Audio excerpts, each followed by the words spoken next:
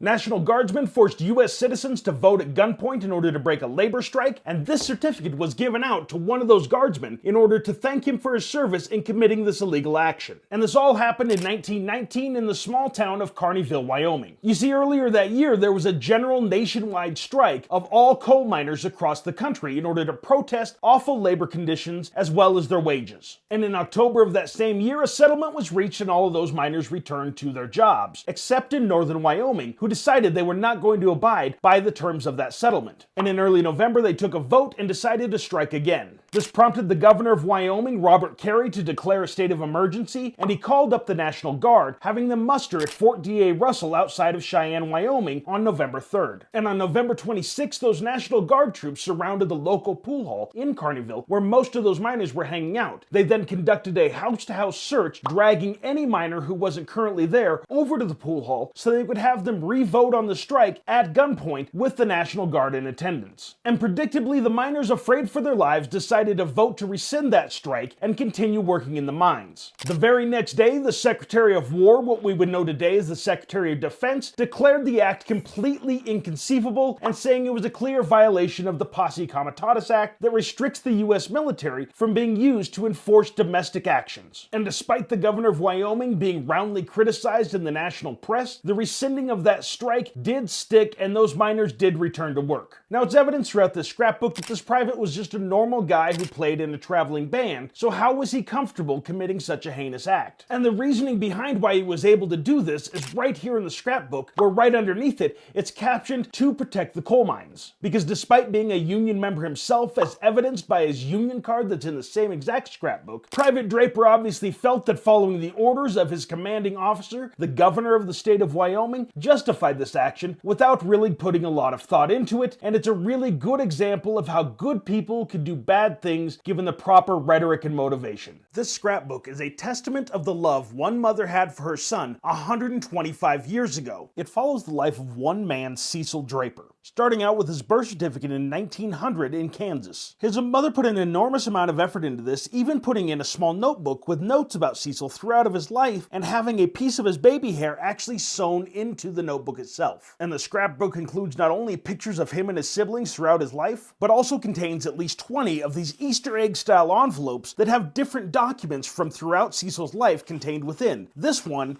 is a diploma for perfect attendance, and it seems to be quite oversized for the award that it's giving. It also has military documents like his draft cards from World War I and his honorable discharge from the United States Army in 1919. It even has the National Guard Award that I featured in another video, in addition to a private letter from the governor himself about the same incident. It contains Union documents and even dance cards. It finishes up with his band on tour and even shows them getting a flat tire in the middle of nowhere. This whole book is a stunning piece of history, and there's so much more to show you that's in here. So I'm going to be doing a live on December 1st, which is this Sunday at 4 p.m. Eastern Standard Time. And we're going to go through the whole thing page by page and document by document and learn about Cecil Draper together. I certainly hope you can join me, and I think it's going to be a lot of fun.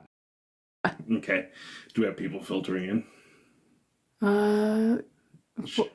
Kind of. Okay. So I'm going through, as promised, this 125-year-old scrapbook that I had previously done a video on. This is what it looks like right here. I actually have thing one here doing my phone operation today because because this thing is just way too large to use with a standard setup on my phone. I just wouldn't be able to get all of it done and be able to actually manipulate it. So I appreciate her doing this today. But it does mean I'm not going to be able to see chat, so if you have a good question, you're going to have to impress thing one, and she'll make sure and interject any of those questions as we go along. But first of all, the reason that I have these books here stacked on either side of the scrapbook is because it's a very large scrapbook, and anything that has a large spine like this has a tendency to become really brittle, especially if you're in a high altitude area like I am, the Rocky Mountain West. So by setting these books up on either side, it stops the pages from breaking and becoming detached, although I do have a couple that have already detached from the scrapbook.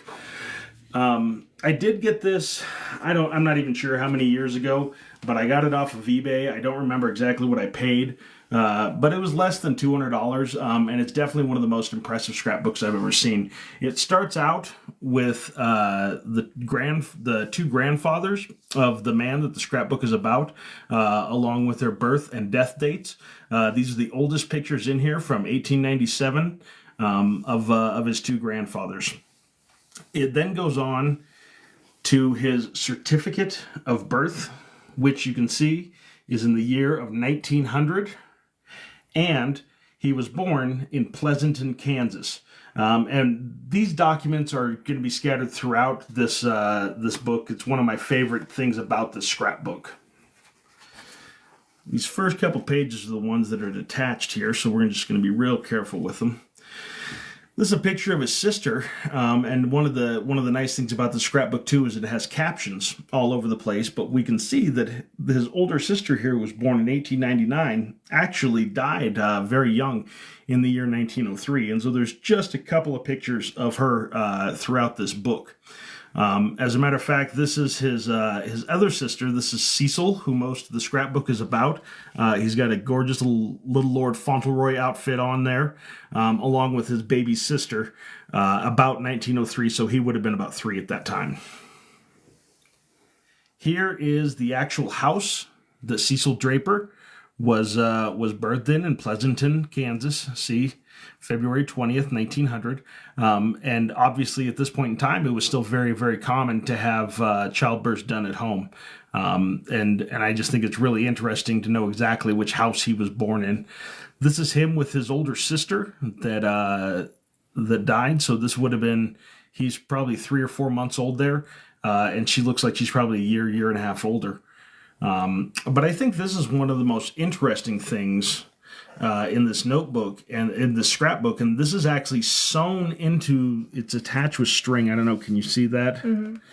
See how it's attached with string right there? Because this would have been before the time they had a lot of adhesives and stuff that were designed for scrapbooking. But a lot of this is dated. Here's February 20th. This is the day of his birth. Just some different memories and stuff that his mother had about him. And I can't remember exactly how far this goes up. Obviously, we're not going to read the whole thing, but there is one thing in here that I wanted to show you because she sewed. Oh, there's the center binding. License plate TikTok would like to join your live. Yeah, absolutely. That's Ethan. Okay. This is actually a piece of Cecil's baby hair that's sewn into those notes from his mother about him as a child. And I actually think there's 2 pieces of baby hair in here. And a little bit later on, she talks about how she doesn't write as much, but it runs all the way up. I mean, you can see she's still keeping good notes as of 1903. And as you go farther on, 1907, she started to slow down a little bit as he gets to be 7 or 8 years old. But this runs up until he's 20, so I wonder what her last entry is in here. Here's 1909. And it looks like she ran out of space when he was around 9 or 10 years old. So someone was talking about how they only ever see scrapbooks and they generally stop at the age of 10. Kind of like how rare and how expensive are scrapbooks like this? You know, that's a really good question. And you can pay as much as you want to for a scrapbook. I've seen scrapbooks go for $1,000. For this one, I paid about $200 on eBay, and I got a really screaming deal on this. For a really detailed scrapbook like this that doesn't necessarily have a lot of historical significance, I would say that $100 to $200 range would be a good price. But if you just have scrapbooks with a couple of pictures in it, well, say just pictures in it that aren't super interesting, but they're mostly portraiture of the family itself, you know, you're probably talking only about $30 or $40. Scrapbook can be pretty inexpensive, but it's just like anything else, you get what you pay for. So the more money you spend, the nicer the scrapbook you're going to get. And there's actually some really interesting historical stuff in this scrapbook we're going to get into.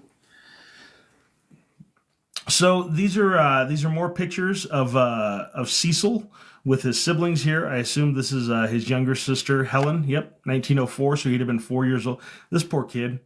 Look at that outfit. That is a serious pirate / Three Musketeers outfit he has going on.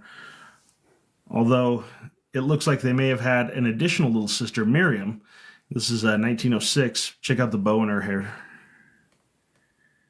Cute. Yep. And this is,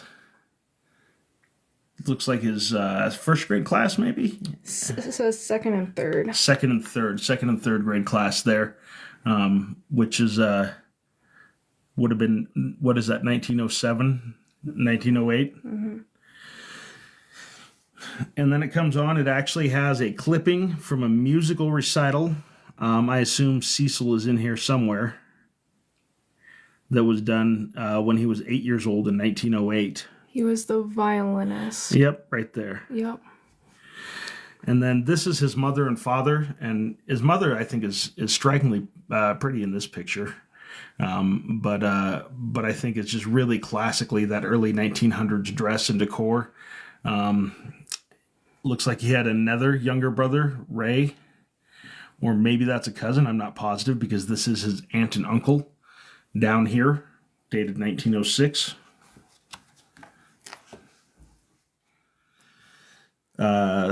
This is our home in, what does that say? Loop City? Okay. And I think Loop City's Nebraska, if I'm not mistaken. And then here is Miriam. Is that Ivan? Yep. So I think Ivan, Cecil, and Helen. So those would have been all three of his younger siblings, and his older sister was already passed on by that point in time. Another picture of his uncle, his mom, and so I assume these are her two brothers. And always, if you're ever collecting pictures, anytime you can get pictures of dogs or animals in there, it definitely adds to the value of any of those pictures. I always like seeing family pets because I think it's really interesting. So one of the coolest things about this scrapbook is it has these Easter egg envelopes that are scattered throughout the whole thing, that have documents and invitations and all kinds of stuff. And as we do this live, we're going to go through and pull all of these out and see what they look like. So this one is an honor diploma for regular attendance. And I showed this in my promo for this video because I think this thing is just ridiculously oversized for the award that it actually is.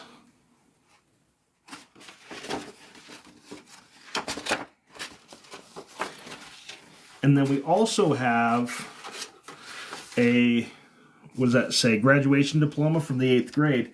And it's interesting because keep in mind that at this point in time, for many people, 8th grade was the last grade completed. So 8th grade would have been very similar to actually graduating high school, especially when you're talking about somebody who was in a small town like Loop City.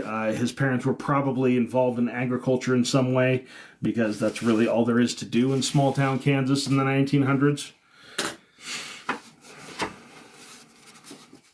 Oh, this is really cool. Look at how pretty that picture is. Isn't it? Yep. But what's interesting is that this is actually a really cheaply produced diploma. It may not be obvious to the naked eye, but whereas normally this would be an engraved picture, I'm not positive this is engraved. This almost feels, well, maybe it is. It might be an engraved picture, but it's definitely the lines on it, the way that they've done all of the figures on it. I would consider this to be C work at best compared to a lot of the engravings that you would see on major documents. So it was definitely produced for something more cheaply, like an 8th grade graduation. Do we have any questions? Does anyone have any questions they'd like to ask?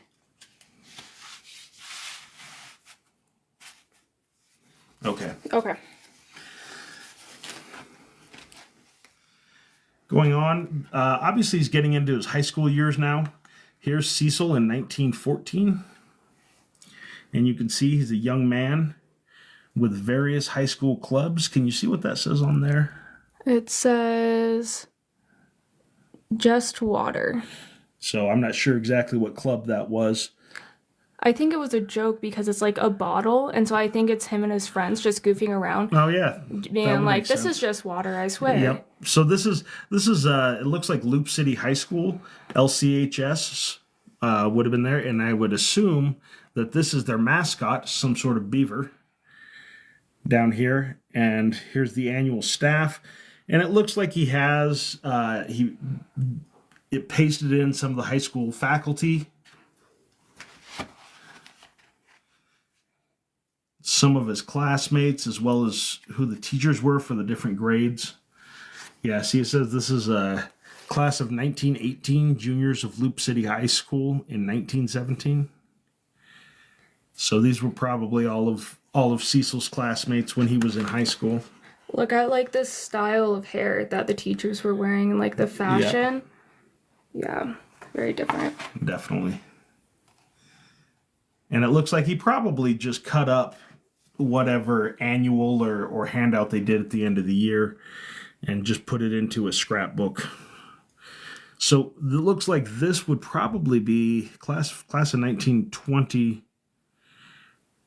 I think that'd be just past his senior year. I'm not sure. We'll have to see what we have going on here. But I love that they cut out some illustrations. I would bet these were probably from school newsletters or something like this. And look at what this is actually a cartoon, and it says, "Freshie, I wish I was a senior," saying that freshmen all wish they were older, which I think is really interesting. And here's a saddle horse that they had there. Nice saddle horse for the ladies. Have to make it good and misogynistic for the yearbook. Oh, and look, women's basketball champions from 1917. Can you imagine playing basketball with a bow like that in your hair? And I love this flapper style basketball player from the 1920s with the short bob and the big bow. That's all fantastic. Here, I'm going to drop one of these books down so that we can get a little bit better light on this here. Do you want to tell them about what you're doing with these books? Oh, because they were, the reason I have this whole scrapbook propped up on these books on either side is just so that it doesn't stress the spine. Especially here in the Rocky Mountain West, paper gets really brittle as you lose moisture, and because it is such high altitude here, I have to be really careful of all of my paper goods because they'll want to break if I'm not really careful with how I stress those spines. So this is a good cheap way if you don't have a book stand to prop up a large book like this so that you're not going to hurt it and don't have more pages to attach. So it looks like this is a football team that he was on, maybe? Yeah. Basketball. Basketball? Yeah. Yep. And then we have all of these labeled CMD. This is Cecil himself in a very 1920s outfit. Maybe this is some girl that he liked, and that is a pretty serious bow right there. And the Shirley Temple tendrils of the time. But I think it's interesting that they would actually, this is probably a senior picture type of thing where they would take these and hand them out to their friends. But it's kind of in the shape of a bookmark. Jack Canyon Carrier Route. So this was actually, a rural free delivery mail route. And these were all over the West, that they were money-losing mail routes, but the government had committed to getting everybody mail everywhere in the country. And then this was obviously all done during some sort of parade. Here is, they had some sort of reenactment where they has Indians in quotation marks there. So this is probably a reenactment done by white people showing the burning or some sort of assault somewhere in Kansas. Definitely there was lots of Indian fighting in Kansas during the 50 years that preceded this scrapbook coming out. Somebody is asking about having a 1933 German propaganda cigarette pack photo album. What do you think about those? The cigarette pack photo album? Yeah. Oh, they've been putting those little cards, if I understand what you're saying properly, if you're talking about the little cards that they insert into there, they've been putting those out since the late 1800s, 1870, something like that. And there's huge collections of those, and they are very, very cool. But the sports ones are the ones that are usually worth money. The rest of them can actually be bought pretty inexpensively, but I really like them a lot.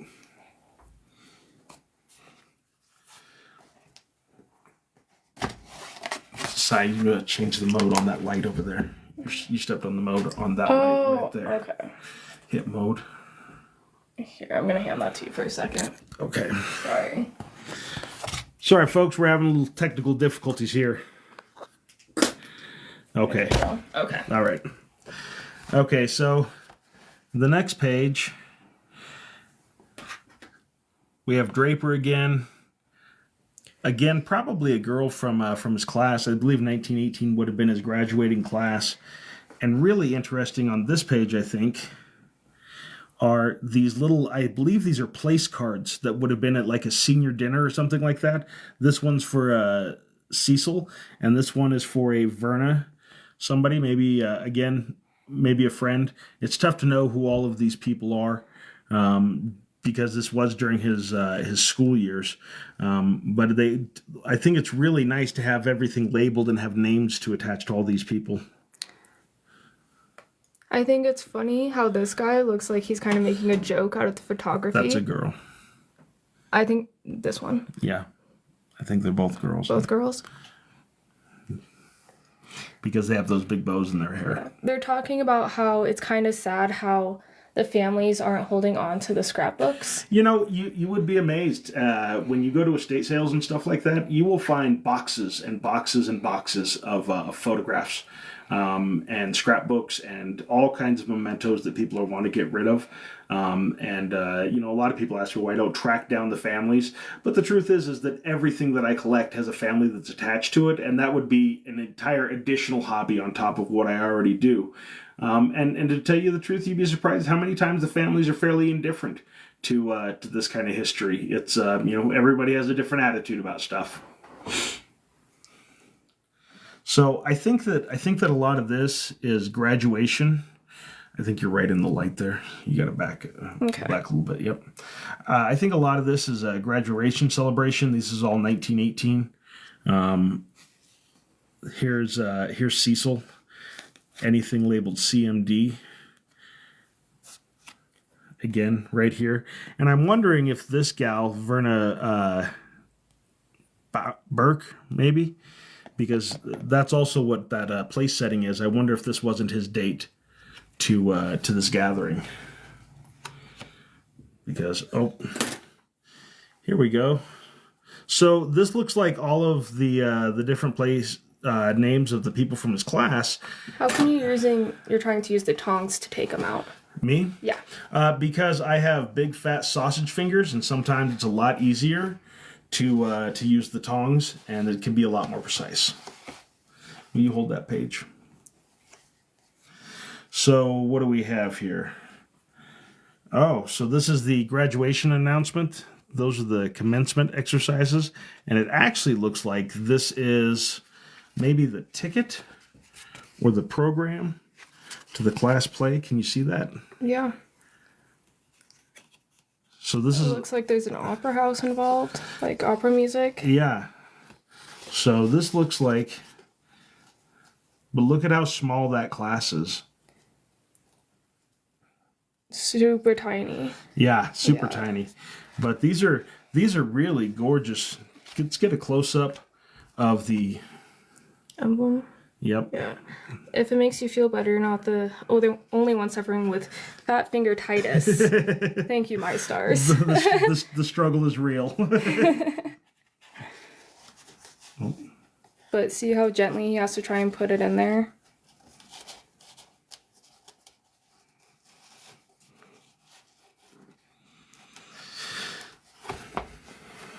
It's I think we're okay there. Yeah. So these look like placards, maybe from seating to maybe Cecil's graduation. I'm not sure exactly where these items came from, but it looks like the names of his classmates, maybe.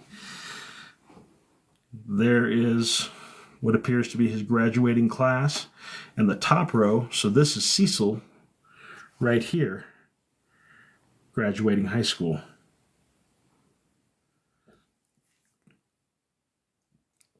And then the Jankowski girls. Apparently Regina was important to him. And then we actually have, it looks like, will you hold that page down? It actually has his graduation diploma from Loop City High School.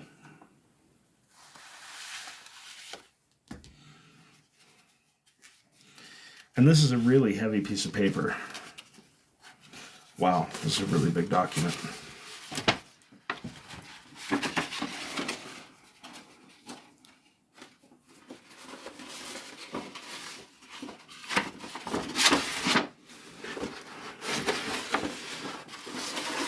Imagine getting a high school diploma this big. That is a serious chunk of high school diploma.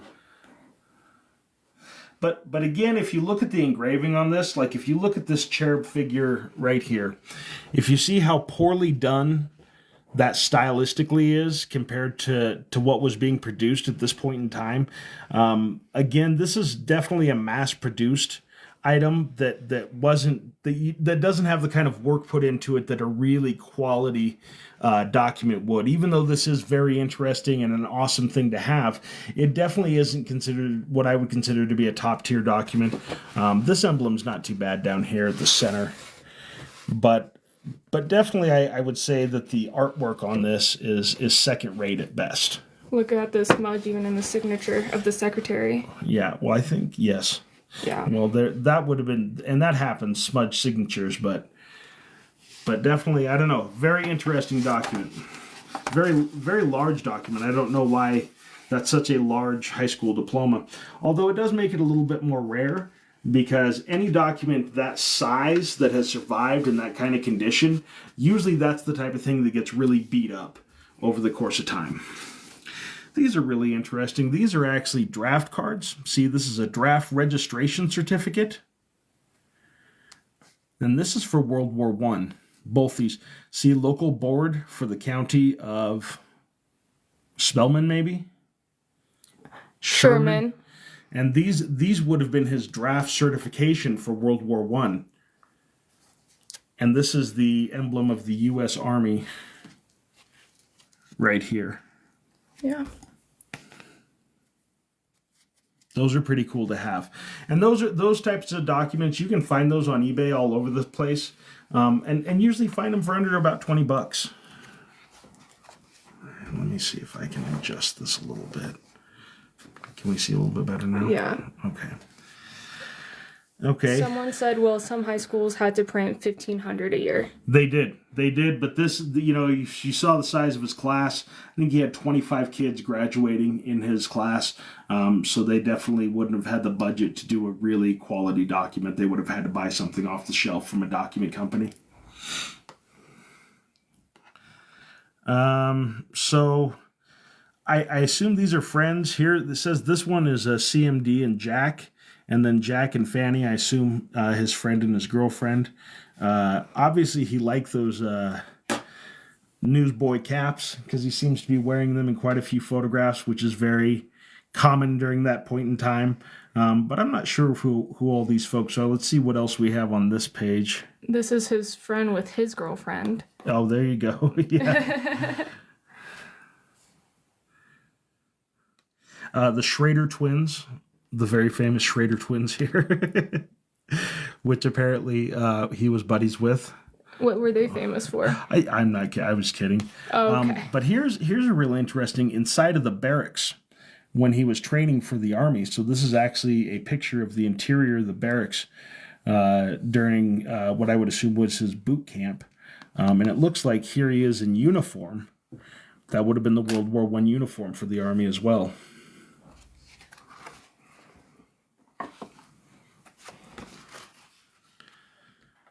I wonder who Nellie was. She's popping up a lot. I'm not sure. Yeah, and it's tough to know who folks are.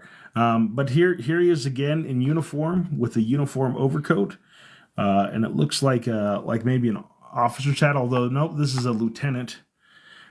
Wherever he's at. I'm not sure. What else do we have here? Can we see any of these? Yeah, so it looks like it's pointing to the lieutenant right there, over here on the left with that little arrow. Okay, yeah. Yeah. But he's on the golf course. Look, he's got golf clubs in his hands. But okay, here it is. This is student army training. So he must have gone to college, and but it's companies A and B Student Army Training Corps at Creighton University, which is Omaha, Nebraska, fall of 1918. So this is probably his student army, and this is actually what's called a yard-long photograph that Draper cut up And this would have been all one picture, but Draper's mom cut this up in order to get it all into the scrapbook. And I believe it says which one Draper is. I think it has, Yep, it has a picture of Draper's right there. Right underneath my tongs right there. Mm-hmm. But yeah, that would have all originally been one big picture that they had those guys stand for.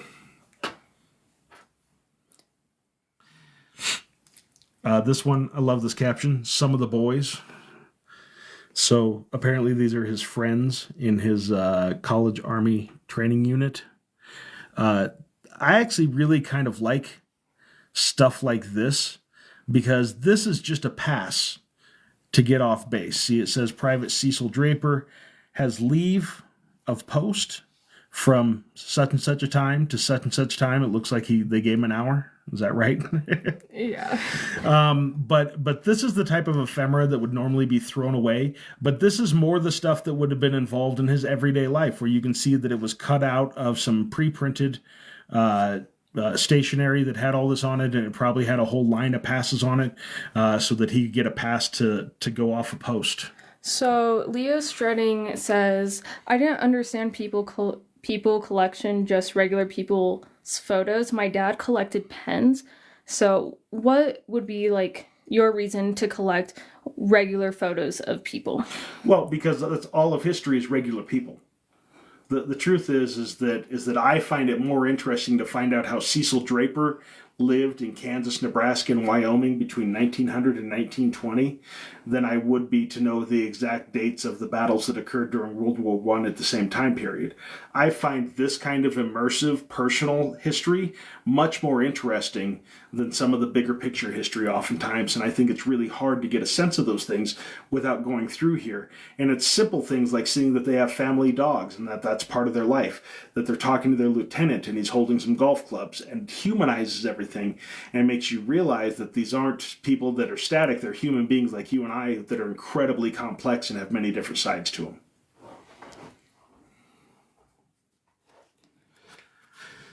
Okay, so let's see.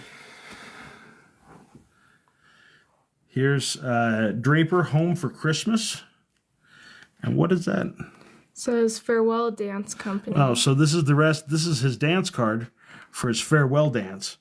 And so this would have been, we're going to have a line of names here that apparently he was popular enough that he filled up his dance card with different girls that he would dance with. And this is the way dances were published at that point in time, where you had a list of the dances that would occur, you would get a dance card, and then you would fill it out with all of the partners that you planned on dancing with.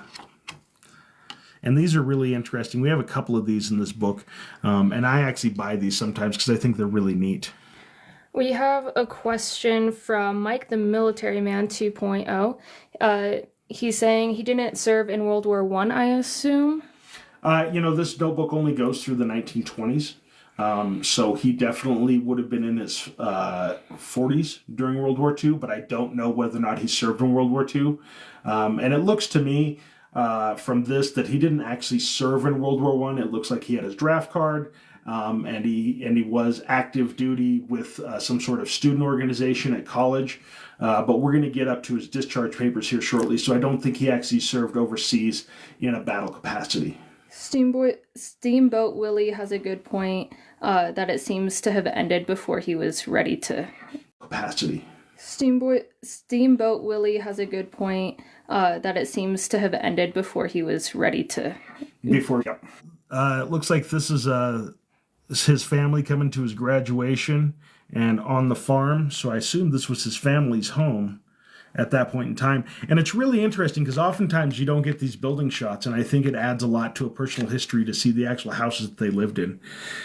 Here's an honorable discharge from the United States Army, but it's 1919, it looks like to me. Yep, February 24th, 1919. Here's the official markings from the Army itself. And it looks like he was discharged in Grable, Wyoming, March 18th, 1920. Or maybe this is a notation. because I know that he was in the National Guard later on, so that's maybe how he managed to avoid being in the draft, is he may have gotten in with his student ROTC, and then transitioned over to the National Guard in order to avoid the draft. What were you pointing at, Si? The girl's just hanging out with the car. You like that one? Yes. This is the other half of that document. They tended to cut these documents up for this one, and you'll see that with a couple of different documents. This looks like one of the last pictures, one of the best pictures, I think, of Cecil in this, and I love that they took the time to do this hand lettering where they oversized the G and the W. Obviously, somebody took a ton of time captioning this entire scrapbook, which is one of the best parts about it, is knowing that these visual shots, which normally would not be a very interesting photo, we know it's from Grable, Wyoming, and being able to put a place with a photograph adds a ton of value to it. And here he is in a canyon east of Grable. So we have a question. Mm-hmm. Doughboy is asking what was his father's occupation, and how common was it for regular people, middle class people, to take photographs at this time? I don't know what his father's occupation is. I didn't see any sign of that in here at all. As far as cameras go, by the 1900s, 1910s, 1920s, that's when you were starting to get more cameras out there, although I wouldn't say it was super common. And this definitely, somebody in the family was a picture taker and really took the time to get all these developed. So I would definitely say these weren't poor people, but they're probably more like middle class. Will you hold that page real quick? So this says Soldiers and Sailors Welcome Home, which may have been, yep, it's a dance, or it's actually just a ceremony. And I don't know, maybe he did serve overseas, although I didn't see any sign of that in here, so I'm not sure exactly what it is. But this is definitely a menu and some sort of get-together thanking somebody for their service in Grable. But I love the fact that there's all these little envelopes in this scrapbook. I think it adds so much to it, and it's something that you don't normally see. And he even includes things, I think that says Cecil Draper, doesn't it? No, it doesn't. Okay, I'm not sure what that is then. Maurice V. I'm not sure what Smart? that is then. I don't know. Not sure. Yep. Well, I think it's Smart because it's Smart up here, and that's the picture of the guy. Maybe. I don't know, but he does have pictures of some of his neighbors' houses, which is kind of interesting too. And then... How big do you think Grable was back in the 20s? Definitely under 1,000, I'm sure. LCHS graduation announcement. So this is Loop City High School. So this would have been the year after he graduated. So this is probably to a friend. But what a cool piece of ephemera. That's tied in with a ribbon. And it has this foldable cover. So who put this together? The mother of the man that is pictured, Cecil Draper's mother, put this together. And we saw, earlier in the live, we saw some of the stuff that she actually took a bunch of notes and things like that, talking about his life. So let's see here. What else do we have? Maybe some neighborhood boys, some friends. Ivan and Ray. We thought Ray might have been his cousin when he was a baby. And maybe Ivan and Ray, we thought Ray might have been his cousin when he was a baby. And maybe Ivan was I think that's his younger brother growing up there. But obviously this man, Bill D., is a close friend of his. And this looks like, to me, maybe the start of his working. I kind of wonder, because this almost looks like a big old wooden oil derrick, but it could be a couple of different things. We'll see what it is as we go on here. I'm going to drop this down again so that we can see it a little bit better. And prop it up over here. Someone's asking, do you think he died early and that's why his mom created this? No, I think it's just a baby book that she kept going with, and I think she filled it up. I mean, this thing is full, and who knows, maybe there's another volume to it somewhere, or maybe that's when she died. But I didn't see any indication that he had actually passed on. This is just a baby book that she had continued to work on. Oh, good. Here he is in Yellowstone. So this is east of Graybull, but that's Yellowstone Lake. There's Mammoth Hot Springs. And here's Old Faithful. For those who don't know what Old Faithful is, what is Old Faithful? Old Faithful is a geyser that erupts every, I think it's hour and a half. And then here's a really early Shoshone Dam that's right outside the reservation, I believe, here in Wyoming. I think that's where the Shoshone Dam is. I could be wrong about that. But most dams in Wyoming were built in the 30s, so that would have been a really early one. Here's a picture of a river. Guard something. Helen. Gardner. Yeah. Here's the Upper Falls of Yellowstone. And I don't know if Helen was a coal worker. Oh, look, here's a picture of a bear. See the bear sitting there? Yeah. But look at how close they had to be to get that picture of that bear sitting in Yellowstone. And it looks like he may have taken this trip with Helen. This looks like on the top of the bluff, which I would assume would be right there outside of where he was living. Looks like. I feel like he brought a few friends with him on this trip. Yep. Here's the boys.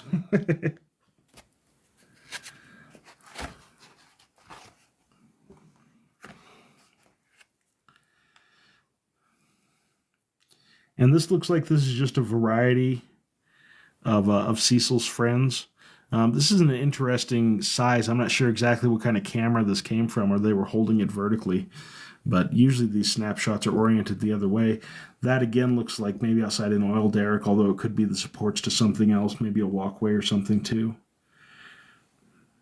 Here's a great early pictures of a 1920 jazz band. And we're kind of going to move into Cecil being in a band. I don't know that he was necessarily in this one, but let's see here. Here's a life insurance company card, and I think, yep, this is his musicians union card. So this is his union card as admittance to the musicians union. So I kind of wonder if one of these guys isn't Cecil. Maybe on the trombone or this. I don't know, he's usually not smiling. Usually he's trying to play Mr. Dangerous Gangster.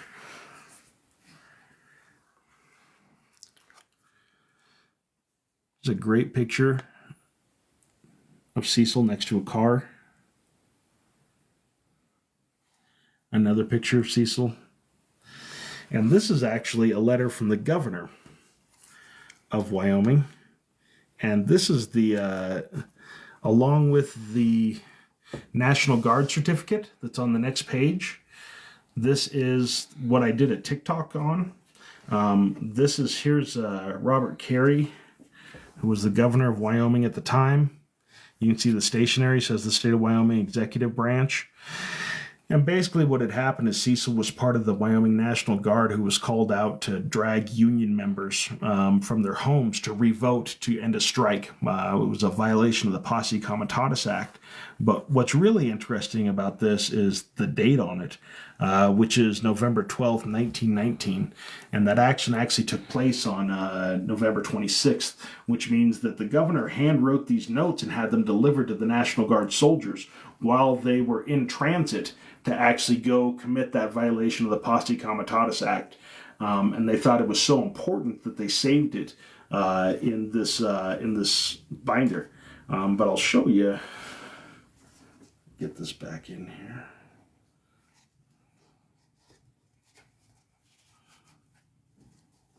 You have to be super careful putting stuff back in.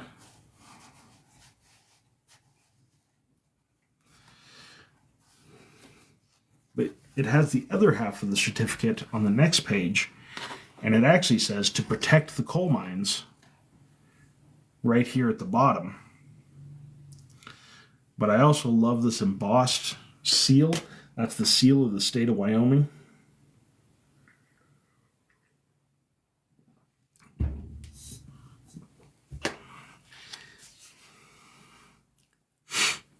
And then after that action is over, and I believe that's the last mention of the Army in the book. After that action is over, here is Draper in 1919, 1920. So he'd have been 19, 20 years old by then. With, again, a variety of friends. This all looks like it's around Grable. But you definitely see him taking lots of pictures with girls at this point. We have Steamboat Willie asking, protect the coal mines union busting. Yes, protect the coal mines. That was the whole idea, is the governor of Wyoming ordered the National Guard to break a strike. And the narrative that he gave for that was that it was important to the country to supply coal, and it couldn't run without that coal. So they illegally used the National Guard to break the strike. They drug all those union members from their homes in the middle of the night and forced them to re-vote at a pool hall in Carneyville, Wyoming in November of 1919. And actually, it's pieces of history like that really add to the value of this book. Like I said, I paid under $200 for it, but the addition of that piece of history alone to me would definitely up the monetary value, because it does add a lot to it. I think that's a really pretty picture. But again, it looks like this is Draper and Vera. And it looks like she was his girlfriend, because she was pictured on the last page. And there's lots of pictures of Vera in here. Yep, CMD and Vera. These are, Vera has a puppy. Vera doesn't know how to operate a ladder. Vera doesn't know how to operate a ladder, part 2.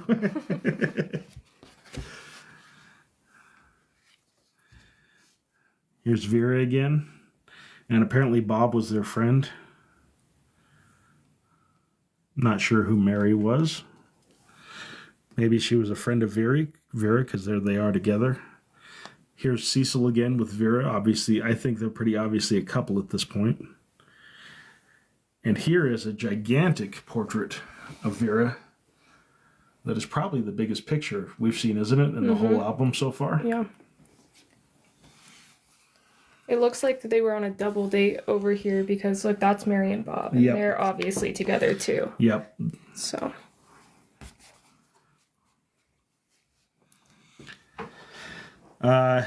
Here's a train ticket on the Chicago Burlington. That's CB&Q. That company's still in operation, but it's from his hometown of Loop City, Nebraska to Grable. He was obviously traveling back there to work or do whatever he's doing. He has that very 1920s straw hat in that one. And it definitely looks like they were friends with Mary and Bob, because there's Cecil with Mary and Bob again. Here's Boysen, which is a famous reservoir in Wyoming.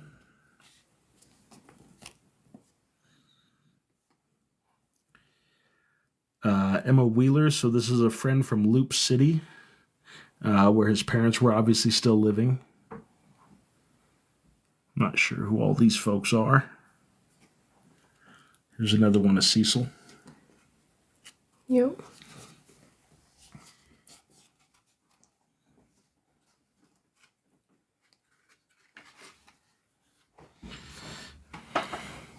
We have a question from someone named Casimia. Is this a wealthy family or a middle class?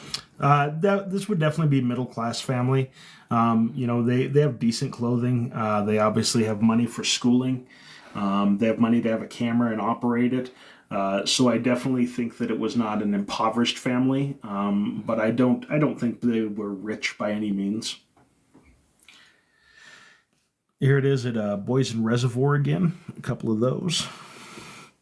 And Boysen is a good place still in Wyoming to camp and hunt and fish. So chances are they were just doing a weekend out at the reservoir among friends. This is, it's funny.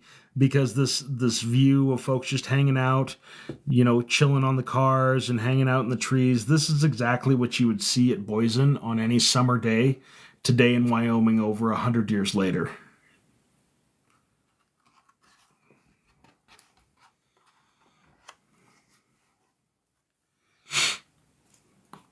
Some more this is one of the pictures that I'm really most interested in this, and it's because of what it says underneath here. It says deep test well, Grable 1920, and oil history is a big part of Wyoming history. And you see that this derrick is what you would normally see on a timbered derrick, although it does look like it has more reinforcement. But if you look at how big the base is and how much they were building that up, it would be very interesting to know exactly what they would consider to be a deep test well in the 1920s. And how rare pictures are of that, because that's the type of oddball picture that could end up being worth some money, because that may be the only picture there is of that deep test well that is a part of oil history as they were trying to go deeper and deeper as they learned how to explore for fossil fuels. The refinery. Yep, here's a refinery and the railroad shops. And it looks like from... Bluffs. Oh, from the Bluffs. So from the Bluffs, probably outside of Grable. Here's the Pacific Railroad, and that's a great picture right there. It's a picture of looks like just some of the folks that were working in the railroad yards, all mounted up on one of the locomotives. Here's actually a picture of a wrecked engine that obviously ran off the tracks somewhere, and it looks like, just judging by how many tracks there are there, that's actually something they'd already drug back to the railroad fixing yards. And I would assume that he had friends that were working there that were working on fixing that engine. Here's the Grable tank field, and so this is again 1920s. So these are gigantic 5,000 barrel, 10,000 barrel tanks, but these tanks predate the use of steel primarily, which means that most of these tanks were probably completely timber and wood constructed, and they were full of oil. They were incredible fire hazards, and I have some fantastic pictures of some of the incredible fires that occurred on the plains of Wyoming, especially outside of Douglas, Wyoming. There's fires that have burned for days and been seen for over 100 miles because you can't stop those fires. You have to let it burn from the top down, because if you look at that tank, if you bust a hole in the bottom of it, what you're going to do is flood yourself in a lake of fire. So you have to let them burn from the top down and just burn up all those fossil fuels. Otherwise, you're going to create a bigger mess than you already had. Doughboy says we need to see those. Well, we'll definitely do a TikTok on those. Those are pretty cool pictures. Here he is with another tanker from that same railroad, the CB&Q, Chicago, Burlington, and Quincy Railroad. And again, I assumed that he was working probably at the train yards there in Grable. What was the significance of the railroad and the oil here in Wyoming? Well, the railroad made all the difference. I mean, when you can transport oil by rail in large tankers as opposed to transporting it in barrels with mules, it makes it a much more economical procedure. So at that point in time, we could actually transport enough oil that it could become a major source of income for the state of Wyoming. And there's no cheaper way to this day to transport freight over ground than the railroads. It's still incredibly cheaper than it is to do so with trucks.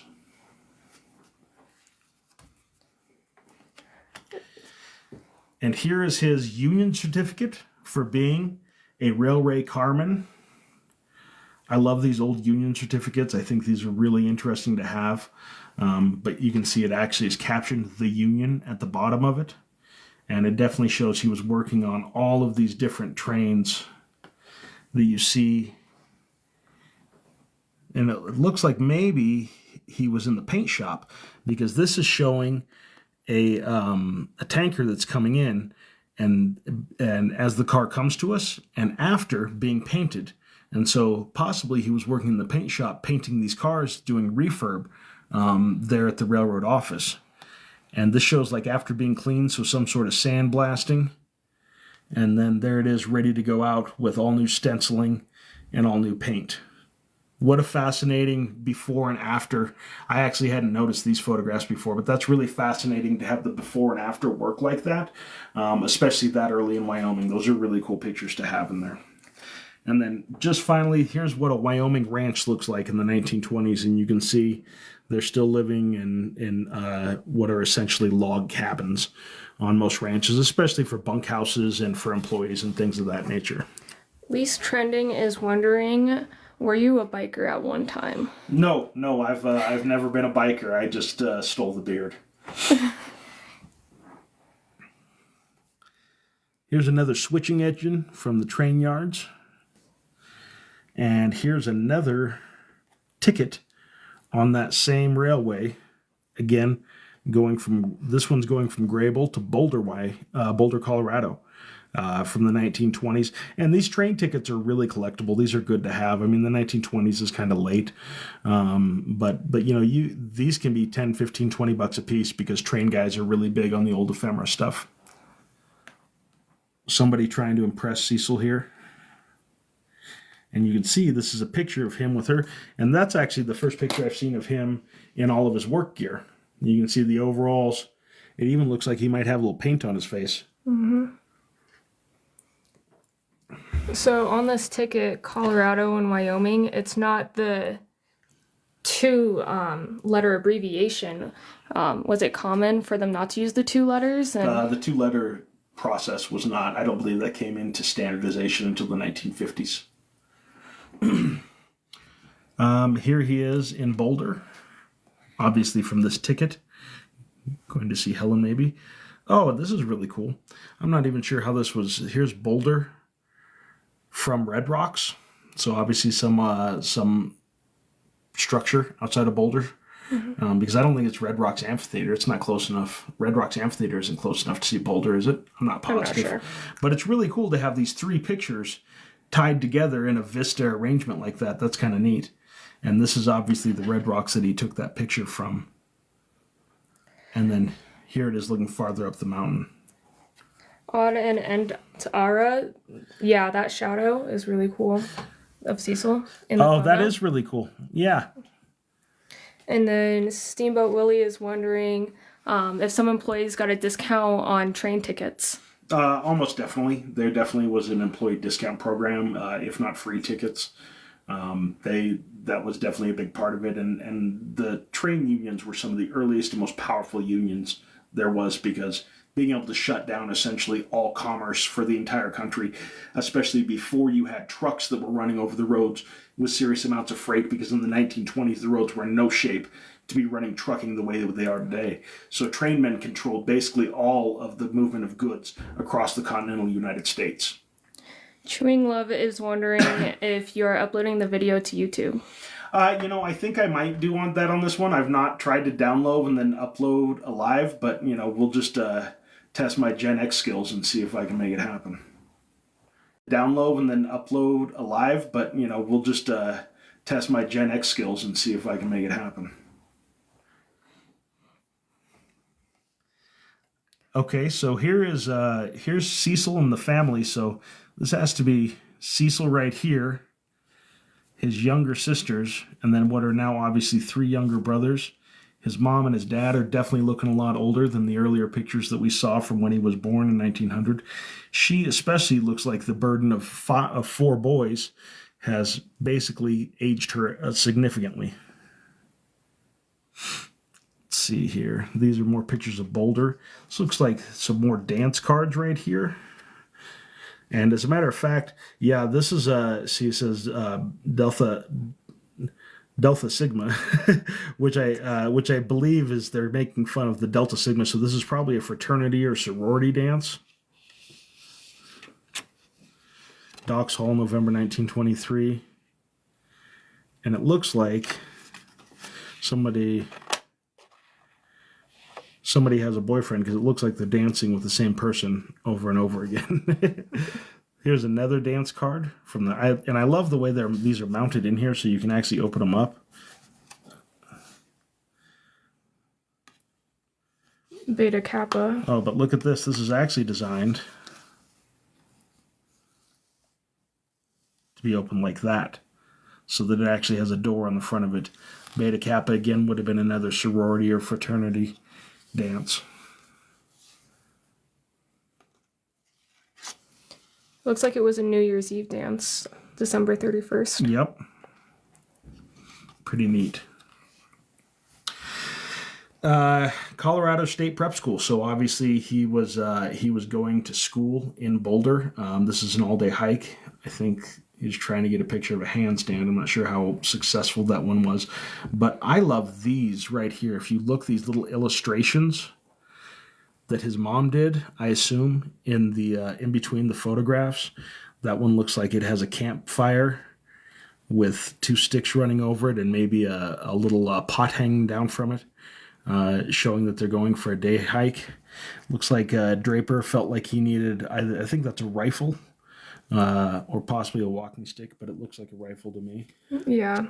So for the people who came in late, is this a family album or an album in your collection? It is an album in my collection. I bought this off of eBay a number of years ago. I have no relation to this person whatsoever, but it's something that I saw and just found really cool and decided to buy it. This looks like this is a continuation of that hike on the rocks outside of Boulder. Maybe another friend, Crowder, here, because we see him start popping up. And then this is kind of interesting because this has actually been cut out of a magazine. You can see the edge there. But they actually went and put some ground underneath his feet with just a little bit of shading. And so this was his college, and these are obviously his friends standing at one of the doorways. Looks like Crowder and he were best buddies. And Crowder smoked a ridiculous pipe. Do you see it? Very nice and pretentious for the early 20s. Yep, and he's... Oh no, Cecil smoked it too.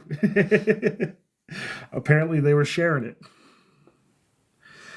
Assumedly, some of the ladies, Vera Kinsky and Cecil, here. Vera, and Cecil. Apparently, there's 2 Veras.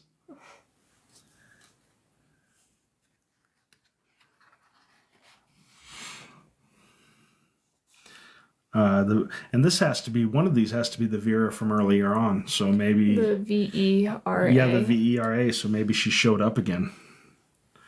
Right here. Yep. So maybe his girlfriend came to visit him. Look at how cool this is. Look at all this is all hand illustrated. This is all drawn directly onto the page of the scrapbook itself.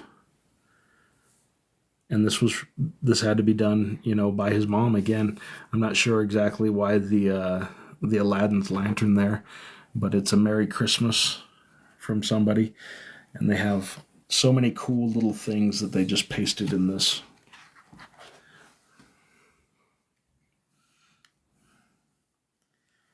Looks like more friends at school. Faye, Cecil. Look at this picture. If you ever wonder if smoking's cool, that's the level that Cecil was working on. Even better than the pipe. Here's a number of additional dance cards. This has to be the coolest one on here. So it's got to be Kappa, Epsilon, Gamma. But that's a Halloween one. That is a really cool. Looks like just a couple are taken. I think it's telling of the time that it says harvest instead of Halloween. Yeah. But these all... Look at the St. Patrick's Day dance card.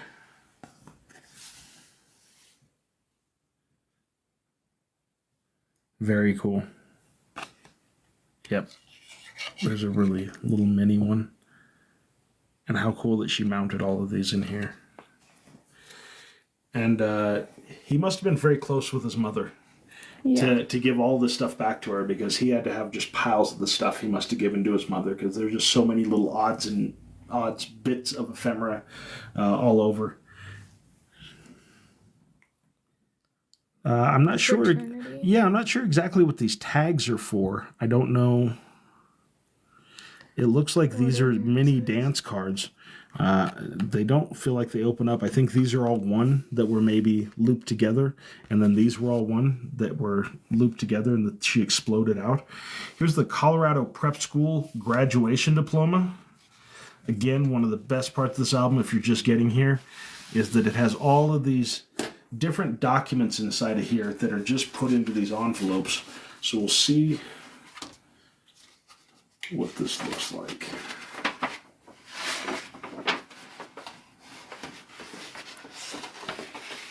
That's really cool. Here, let's get it in the light.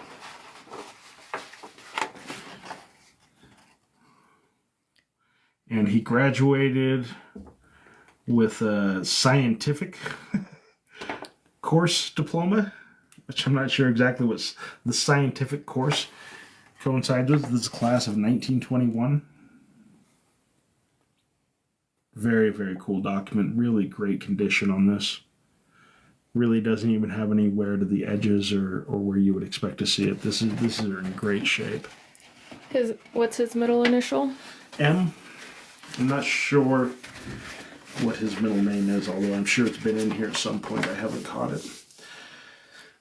While I put this back, these are all different newspaper articles about some prep boys that got in trouble and that got suspended. And I can't remember exactly the reason. Can you see? Let's see here. Suspension of 12 members. Announced late Wednesday will remain in effect. What was it for? Something about a dance, I believe. Frat causes trouble.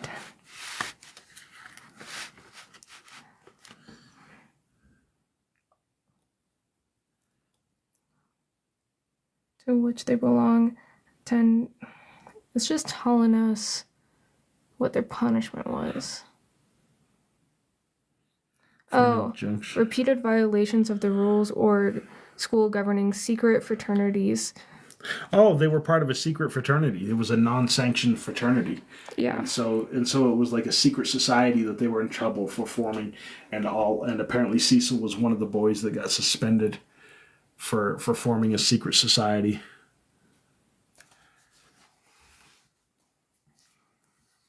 Again, more information about that, Mount Meeker. And then here's a prep graduation announcement.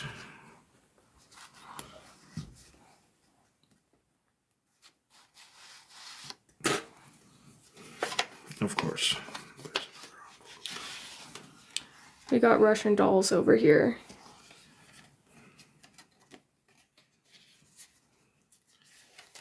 Of course, it has to have tissue paper to go along with it.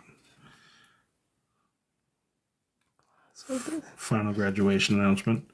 But it's interesting how the styles change, whereas some of the earlier stylized documents were very, very intricate. You can see that this one is really clean cut. Like, you look like it just has these stylized lines and this really simple initialing up here. This is just a change in the way decorating was done, period, as you got into the mid-1920s and started to get into the Art Deco period.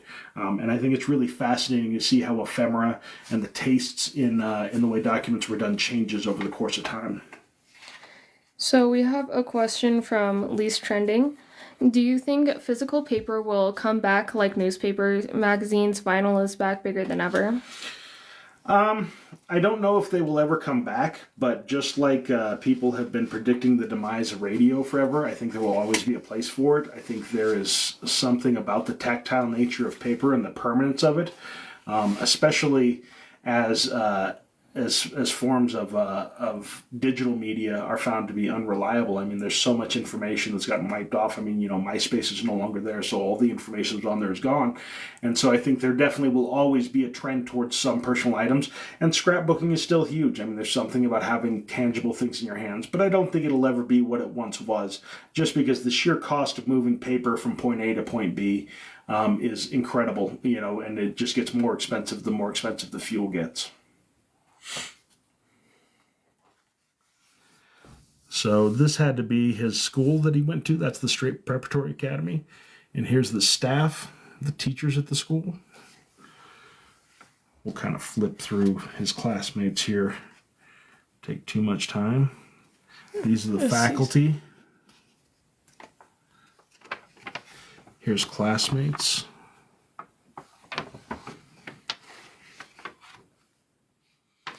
More classmates. Check out these glasses. Reminds me of A Christmas Story. Yeah, exactly. So all of that. And then it has a list of others that are in the class and some small additional photos, assumedly from some sort of campus newspaper or something. Thank you to everyone that's sending gifts right now. Yes, thank you very much. And then here is the State Preparatory Schools football team of 1920. The basketball uniforms are pretty bitchin'.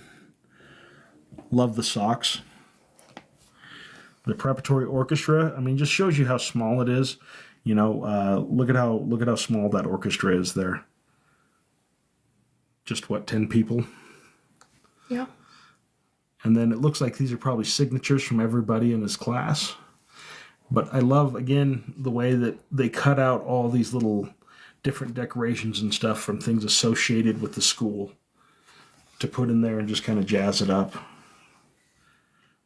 It says Vanity Fair. I'm not sure exactly. Maybe Cecil just sent her back a bunch of pictures of girls. It's tough to know. Oh, here we go. Keg House Party, May 30th, 1920. Burns Will Allen Park in Colorado. So assumedly they rented some sort of cabin called the Bunch. So this is the whole group, some sort of fraternity. But check out the illustration. And again, this is so cool because this was cut out of a magazine or a newspaper. The colored figure was, and then the fishing pole and the backdrop and the trees and everything else was added in. And then they also have Burnsville, which is the name of where they went, with those illustrations as well. I love that stuff. That's so cool. But it has the Bunch, and then it has the girls. There's the resort they were at. The gang. And see, and it says keg party, it says keg club, but again, I wonder if that's Kappa Epsilon Gamma for some sort of a fraternity, and it's just kind of a tongue-in-cheek type of thing, although I'm sure there was drinking. Is that a dog? Yes. And apparently we had to advertise it. So this is CMD here, it looks like. Yep. And this all looks like from the same weekend. I love dog pictures of dogs. The fuzz. Yeah.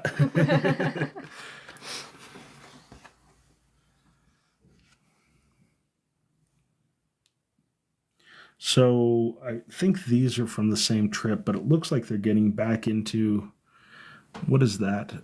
This is for high school fraternity. I didn't know they, but again, it says high school fraternity card, but it's tough to know because he graduated maybe 8th grade in 1918 and then the preparatory academy in 21. So this would have been, I didn't even know they had fraternities in high school, but apparently prep school, high school, who knows. But that's really neat for Phi Delta. And then I love this football player here, which again was probably cut out of the school newspaper or something. That's a great picture. Yeah. And then again, look at this illustration. Is that a minecart? I would say so. It kind of looks like it. But again, this illustration was cut out and he's holding a paintbrush. And I think she's showing him painting the railroad trains that we saw earlier. Mrs. Woods Jr. says, back to Wyoming, CB&Q. That was the railroad that he worked for. So yeah, it's showing him going back to painting the railroad cars. This is, but Is that what that is? Mm-hmm. Nice. On the way to Nebraska. So these are probably taken on some sort of trip. Harriet, I'm not sure who that is. But I love this hand-drawn picture of an oil-filled derrick. Oh, this is so cool. This is the big muddy oil field. Like, I don't know if you can zoom in close enough. All this little that look like trees in the background, those are all timber-built oil field derricks. So those are all, see the little bitty, they look like trees back here. None of those are trees. Those are oil field derricks. It's the big muddy oil field. And so all of those were individual oil wells pumping oil out of the ground in the 1920s. Here's the Scottsbluff County Courthouse. On Scottsbluff. Scottsbluff is obviously Nebraska. But again, they're back in Nebraska, so they do the endless wheat fields that Nebraska is known for. To you, does this look like this field is kind of flooded with the oil like they used to? No, it's not. They're not flooding it with oil, but you did have to have water to regulate. So they would set up water pumping ponds to be able to do the things they needed to do in order to pump the oil out of the ground. So it's probably a man-made pond, but it definitely wasn't clean or OSHA certified. So. Gearing, Nebraska from the train. Wyoming from the train. Here's the Scottsbluff Country Club in the 1920s. And again, these are the type of pictures that, you know, if you're in Scottsbluff or you find a picture of your local country club from the 1920s, these are the kind of pictures that you can even find locally people that have a lot of interest in this kind of stuff because there may not be a lot of them around. These are all Scottsbluff here. Here's the interior of the Scottsbluff Courthouse. And Tower Rock, which I believe is a rock formation right outside of Scottsbluff. And there's the bluff itself that it was named after. And I believe this is Cecil standing on top of the bluff. If you look at how much distance they're getting out of that. You know, if you've been in Nebraska or Kansas, you know how flat it is. Here's Boulder, Colorado. Again, look at these illustrations. The illustrations on there. Yeah, they're pretty amazing. But all of the even hand drawing the building itself, which again, it's just really cool to have anything that's hand done. But obviously more of his friends.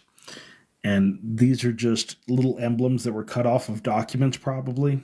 Or maybe even stationary. That's the University of Colorado, different fraternal organizations. Just anything that looked cool. And here's that Sigma Phi Epsilon fraternity that he belonged to. There's his entry sheet to it, or entry certificate.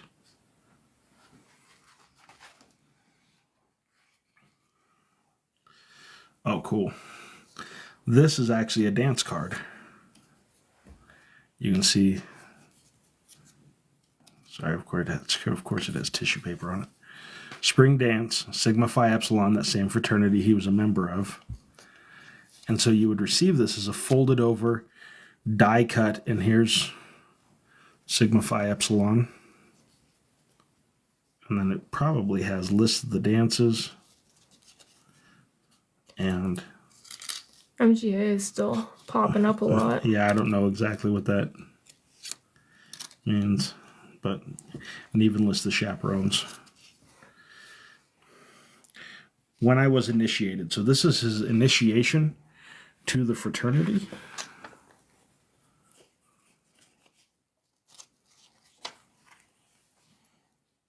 And it's the banquet going along with that invitation to that fraternity. The menu. Tomato bisque with celery heart. And then the neophytes, the pledges. Here's Cecil as a neophyte, meaning he was just getting initiated in. And then here's his very first dance with that fraternity.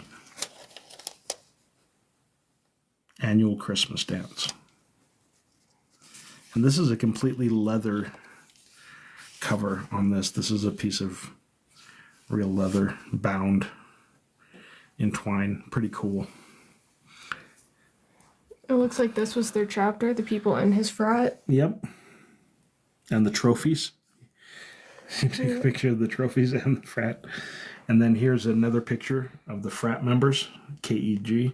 But again, this is Cap's. I think he was a member of a multiple organizations, is what it looks like to me. Because what is this right here? This is probably just a student card for the actual university. And then a dance club that he was a member of. Yep. It was only $1.10. Yep. And then here is his annual membership to that same fraternity. Looks like maybe a girlfriend, I'm not sure. Thelma Ale. But there's Cecil playing the trombone. And then Morgan's orchestra with Draper on the trombone. So this is when he was actually a member of a traveling band.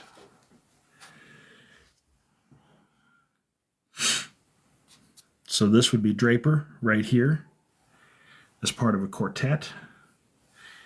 And then that looks like, I think that's Draper with a bunch of ladies, if I'm not mistaken. Do you see another guy in there? No, and that looks just like this guy over here. Yeah, apparently making friends. Silver and gold, maybe this is another dance. Pictures of Cecil with a couple of girls, again, with these great illustrations. It's a camping trip at Eldora, Colorado.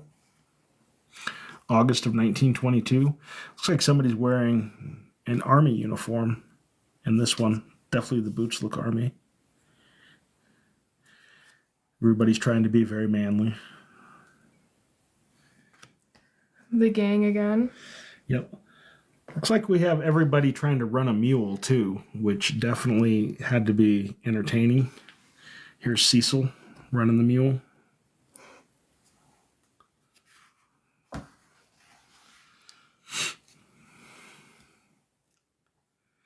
This looks like this is all camping photos. Somebody was definitely in love with their army uniform. That looks like that's Draper himself. Mm-hmm. Yep, looks like he was wearing that up there. Above Jasper Lake. Cabins. Great creek picture. From Flavor Daily 11, was it common to write on the backside of photos? It's really mixed. At this point in time, usually it was not, because usually photos were mounted like this, where they were pasted into albums themselves. They didn't have plastic sleeves that you could put them into. So oftentimes those photos, what you'll find is these little pieces of black from these pages that are torn off. Every once in a while you'll find photos that are written on the back of, but it's one of the hardest parts about collecting photos is the vast, vast majority that you find are completely unidentified. And so unless you have something like this that gives you a little bit of history about that person, it's what makes a lot of photos that are just portraiture, just pictures of folks that are old, not worth a lot of money, because there's a ton of it out there with no way to identify them. It looks like Steamboat Willie is talking about these little cartoons being from Jeff and Mutt, the comic strip. That's, I'm not familiar. I've heard of Jeff and Mutt, but I don't know it well enough to say. But it's definitely the same style, and it's definitely the same time period. But I don't know the characters of Jeff and Mutt well enough to say for sure that it is. But if you know that it is, then we'll just go with that.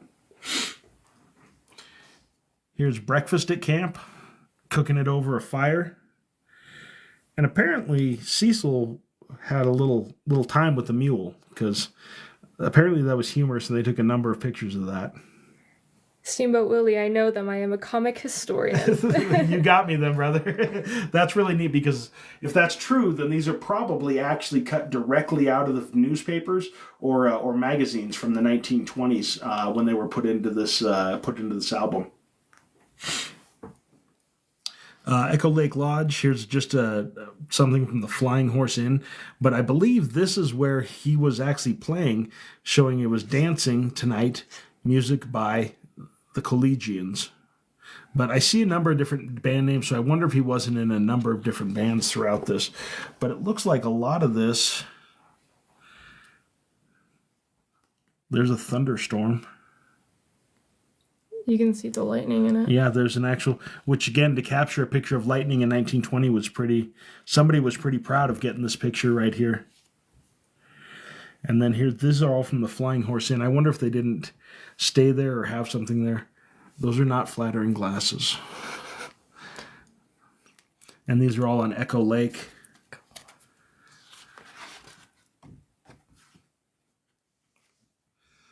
More pictures at the same inn.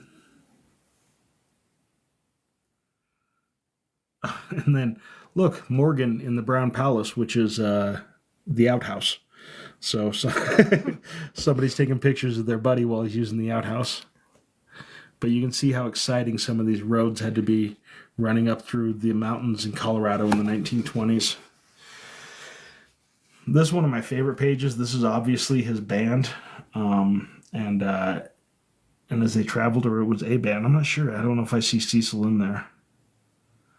But it looks like Council Bluffs, Iowa. It looks like these are all the different dates that they played. And that would have to be, one of these two would have to be Cecil. I think that kind of looks like him. But it has all these different dance. And they just would cut out oddball, like this could be from anything, you know, so they just cut this out from anywhere. But it says On the Road with this little illustration, which makes me think this is his band that's on the road. So we have a question. Sorry if I say this wrong. Him Birkakis 2. Food for thought. How will this hobby be affected in 100 years if we now have social media? What's that? How will, like, this hobby of collecting stuff that's on paper, how will this be affected in 100 years, do you think? I think the bottom line is that as long as there's history attached to something, somebody's going to want to buy it. And actually, I think that the novelty of people operating their lives off of paper items like this rather than digital will actually make it more attractive the longer time goes on. And I actually think that people will start to intentionally create things like this because digital media is so fleeting. So these are more pictures from on the road. Horse Creek Falls, Crawford, Red Dam Winder, our camping trip to Horse Creek. Horse Creek's in Wyoming. There's a rock quarry in the distance. That's kind of a neat picture there. And then all kinds of different business cards, a dentist, place card at one of the dances that he attended. University of Wyoming in Laramie. Yep, University of Wyoming. Here's the Laramie, Wyoming, 1920, and it looks like, again, a picture of an old stage at that point in time. Medicine Bow, Wyoming. This is actually where the famous book, The Virginian, takes place at. Here's a great picture. Look at this, the band between Laramie and Rollins, and it has, I don't know what kind of car that is, maybe a Packard or something, and it has all the band members sitting out front, and you can imagine, you know, these, whatever it is, 6 guys in one car traveling what had to be ridiculous roads. Here's Rock River. This is one of the old stagecoaches that used to be parked there because there was a stagecoach line that ran through Rock River, probably kind of a little tourist trap type of thing. Here they are with a puncture. This is one of my favorite pictures in this album. You can see they're working on a tire up here, and this gentleman looks super unhappy with the entire situation. What would it have been like having to change, like, a tire in the middle of nowhere in Wyoming back in the 20s? Well, you either get it done or you don't. I mean, you know, you have to keep in mind that was true of all of these folks' ancestors, is that, you know, you figure out a way to make it happen. There's a lot of these roads that are very dangerous to be on for extended periods of time, just because of the elements. So, you know, life was very different at this point in time, pre-AAA and before you had all the things we do, where that was the expectation when you traveled anywhere with any conveyance, is that you just had to figure out a way to make it work. This is the Ferris Hotel, which was actually founded in the 1870s. I have a number of things from the Ferris Hotel. It was founded by a very famous guy who owned a lot of different things in Rollins. Oh, I skipped a page. Here's some advertising, it looks, for the band. Different hotels that they played at. There's Colorado Springs in 1923. So we have a really good question here from Peyton. Have you ever partnered with a university archivist or other research institution to digitalize items? My most important items I've digitized and submitted to them.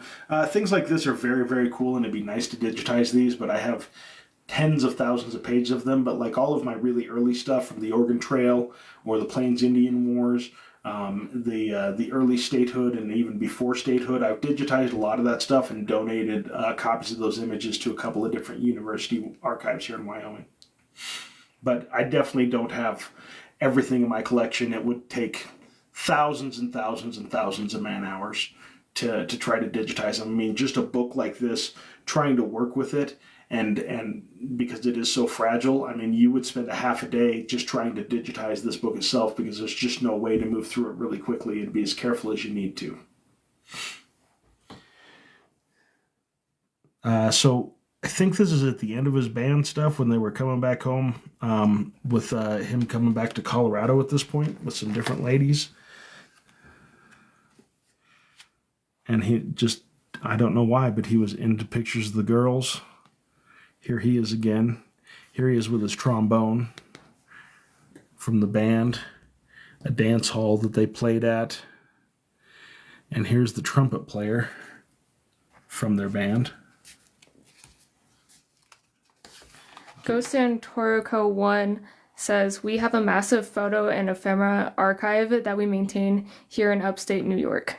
Yeah, it's a ton of work. I mean, it's a full-time job to maintain full-time photo archives. The gentleman that does it here in town at Casper College, he puts in an incredible amount of work, and there's always more to do than what you can. It's just, I think people that don't regularly collect this, they don't understand the sheer volume of material that's available and how much you have to prioritize in order to get anything done. Obviously, Coca-Cola advertising was strong. This is hand illustrated here. Not sure why they put that in. Obviously, they were fans. But again, here's the band at a different lake. Here's an advertisement for them. But check out the illustrations. These are so cool. I love the fact that she did these. South of Raton. I'm not sure where that's at. But there they are, all hanging out on top of a sign. Different hotel cards. This is kind of a cool illustration. I really like this moon. Peyton has another really good question. What do you see as the ideal relationship between collectors and archivists? I would say that they are one and the same oftentimes. I mean, archivists, the difference between an archivist and a collector is an archivist is working for an institution, whereas a collector is working with the same exact material at their own house. And I'll tell you, the interactions that I've had with archivists at institutions, they have tremendous respect for collectors, just as collectors have tremendous respect for them, because we understand how much effort goes into organizing these things, and a lot of the same things that they use and buy, I do as well. But there's so much history behind any of this. As you get into the details of person on person, the more people you can have taking a look at an item. Generally, archivists look forward to actual help from collectors, because it's really tough to know what something is, because so many of them are, they're college kids. This may not be their specialty. They may be going into library sciences. And so it's really tough to get good information on all the stuff you have coming in. And there's no way for one person to know everything. I mean, you could have somebody else go through the same exact scrapbook and give you a completely different storyline based upon their experiences and what they collect and what they know about it. And I think that's one of the most interesting things, is that I can have stuff that I've had for years, and I'll still be learning stuff from it 20 years down the line. So one more good question, then we're going to get back to the scrapbook. Ghost and Toro Co. 1. How do you decide the final disposition of your ephemera after you're gone? That's a good question. It really depends on what the item is. Different things will be placed differently, but generally most of it is going to be sold. Because the bottom line is people are people, and whenever somebody pays money for something and pays good money for something, they're going to take care of it. And one of the most important functions that collectors serve is that it allows this diaspora of material where you have all of these items that are not in institutions, and when you don't have everything concentrated in one place, it's a better way to protect that. Especially when you consider that, in times of war or natural disasters, and when you have big cities that have, bombings or whatever the case may be, you can have entire institutions of information wiped out. And so it's important to have collectors not only also saving those things, but also collectors are the forward scouts for museums. Anything you see in a museum or in an archive started out with somebody walking into a barn, seeing a box full of paper and being like, wow, that's really cool, pulling it out and then pulling out the most important pieces in order to save them for history. Because the archivists, the museums, they're not doing that stuff. That's being done by private collectors, and it's really just kind of the farm team for every piece of history that we have in our possession anywhere.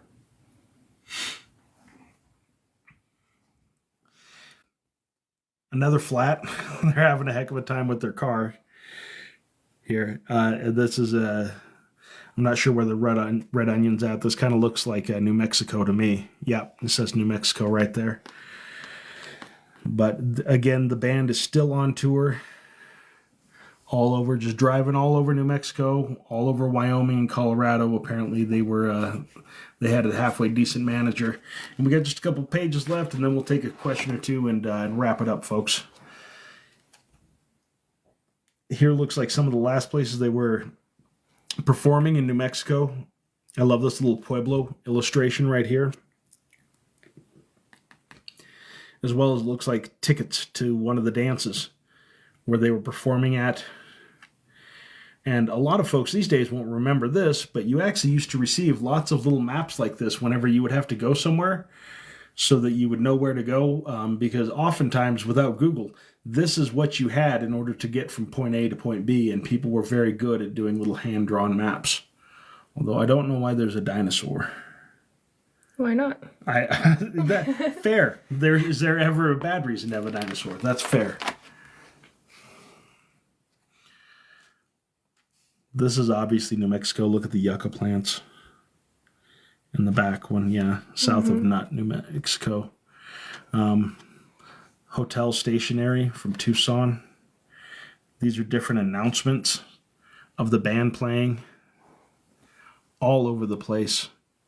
And what a cool thing to have for a small traveling band that I'm sure there's not a single recording of anywhere. This hotel in, where is that, Phoenix, Arizona. The Arizona Gazette writing them up. Pictures of palm trees and cactuses. And this is the very last page. Last announcements. And so as we leave Cecil, he's still on the road, playing around.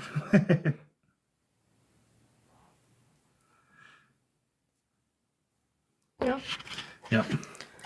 That's my scrapbook, folks. Any questions before we hop off the live here? We had a comment from Least Trending saying, just 20 years ago, we were all still using maps. Yeah, exactly. I still remember printing out maps to get from point A to point B off of MapQuest before you could actually use it on your phone. They're saying, great presentation, that's priceless, cacti. Someone said, exactly, why not have a dinosaur? Yeah, exactly. Last chance, any more questions before he hops off of here? Doughboy, nope. Thanks, Levin. Thanks, camera woman. No problem. Your efforts are appreciated. Do you know why it stopped, the scrapbook? Full or a mom incapacitated? Yeah, it's full for sure. Yeah. So, well, thank you everybody for coming. I really appreciate you coming to take a look at my my scrapbook with me. Have a good rest of your Sunday. Did you hit the end live? I don't know how to press that.